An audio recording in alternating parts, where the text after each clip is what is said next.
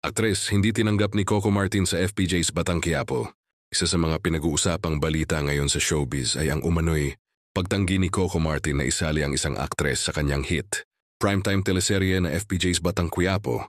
Kilala si Coco hindi lamang bilang pangunahing bida, kundi pati na rin bilang creative, lead ng programa. Kaya't malaki ang impluensya niya sa pagpili ng mga artistang makakasama sa cast. Bagamat hindi tuwirang pinangalanan ng naturang aktres, lumalabas ang espekulasyon na isa itong kilalang personalidad na nag-aambisyong makabalik sa primetime spotlight. Ayon sa ilang ulat, sinuri ni Coco ang mga posibleng magiging epekto ng kanyang pagsama sa serye mula sa takbo ng istorya, chemistry ng cast, hanggang sa imahe ng palabas.